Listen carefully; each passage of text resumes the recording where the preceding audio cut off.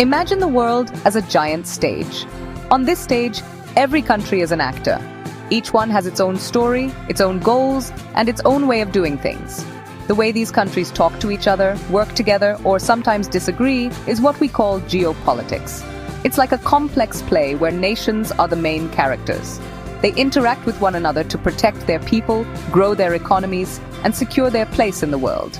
It is the story of power, friendship, and the constant effort to create a better future for everyone, everywhere.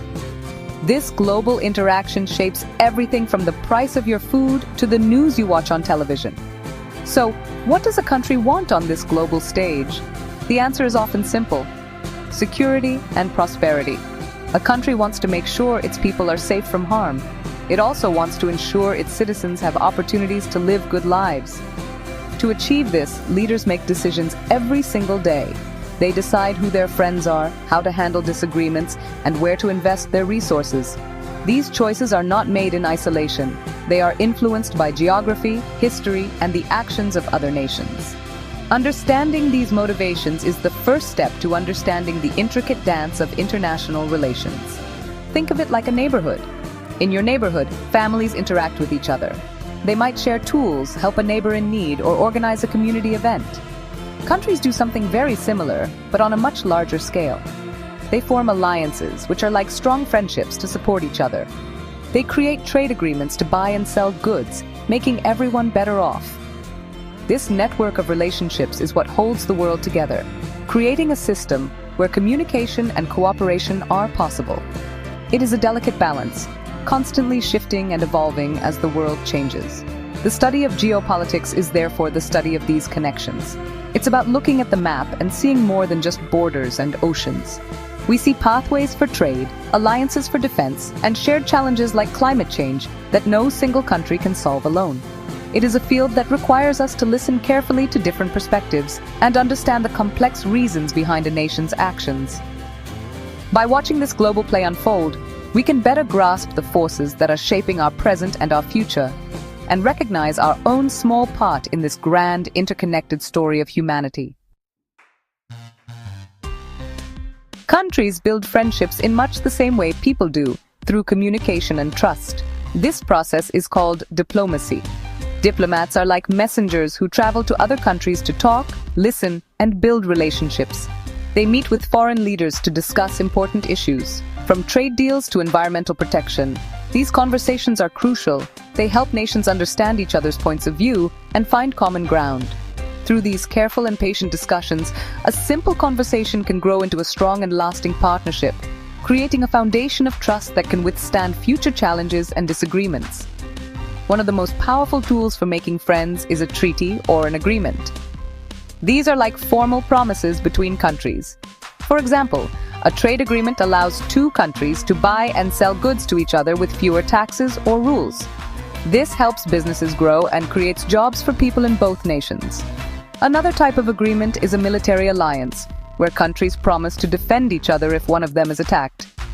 These formal pacts are the building blocks of international stability.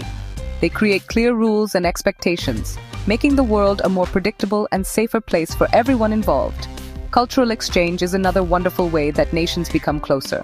When countries share their music, art, food, and traditions, they build a bridge of understanding between their people. Student exchange programs, for instance, allow young people to live and study in another country. They learn a new language, experience a different way of life, and make friends from across the globe. These personal connections are incredibly powerful. They help break down stereotypes and build empathy, fostering a sense of shared humanity that goes much deeper than any political agreement. It shows that beneath our different flags, we share many of the same hopes and dreams. Ultimately, forming these international friendships is about shared interests. A country might realize that by working with another, they can both achieve something great. Perhaps they want to collaborate on a scientific project like exploring space or work together to fight a global pandemic. By pooling their resources, knowledge, and people, they can accomplish goals that would be impossible to achieve alone. This spirit of cooperation is essential. It is the recognition that in our interconnected world, the success and well-being of one nation is often linked to the success and well-being of many others. Just as friends can sometimes disagree, so too can countries. Competition is a natural part of geopolitics. Nations often compete for resources such as oil, water, or valuable minerals. These resources are essential for a country's economy and security, so controlling them can become a point of tension. This is not always aggressive. It can be a race to develop new technologies or to secure better trade deals. This economic competition can drive innovation and growth, but it can also lead to friction if one country feels that another is playing unfairly or gaining too much of an advantage. Disagreements also arise from different values and political systems. Some countries are democracies, where people vote for their leaders, while others have different forms of government. These fundamental differences in belief about how a society should be run can lead to misunderstandings and mistrust.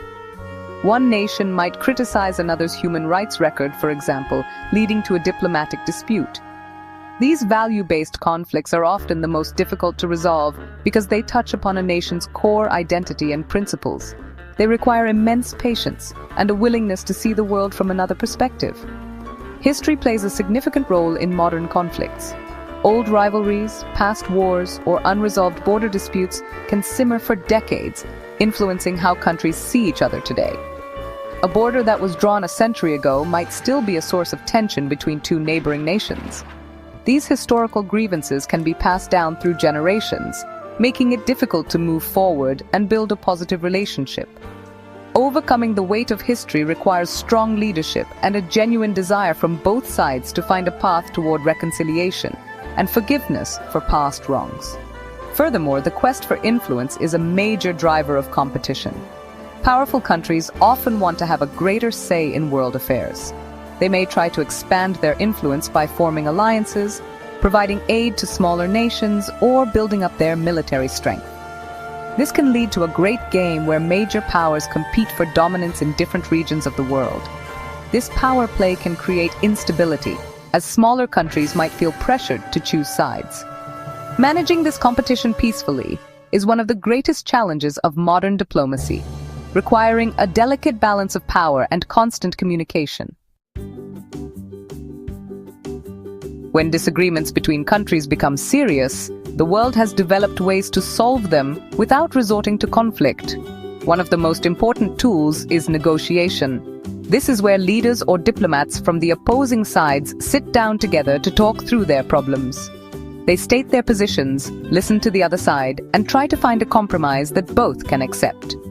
Sometimes, a neutral third country or a respected international leader will act as a mediator, helping to guide the conversation and suggest solutions. This patient face-to-face dialogue is often the first and most critical step toward de-escalating a crisis. International organizations like the United Nations also play a vital role in keeping the peace. The UN provides a forum where all countries of the world can come together to discuss global challenges and resolve disputes. It can send peacekeeping forces to troubled regions to help separate warring parties and protect civilians. The UN also has international courts, like the International Court of Justice, where countries can bring their legal disputes to be judged based on international law. These institutions provide a framework for resolving arguments based on rules and reason rather than on force. Economic sanctions are another tool used to persuade a country to change its behavior. This is when a group of countries agrees to restrict trade or financial transactions with a nation that is violating international law or threatening peace. The idea is to put economic pressure on the country's leaders to encourage them to return to the negotiating table. While this method can be effective, it must be used carefully, as it can also harm ordinary citizens in the targeted country.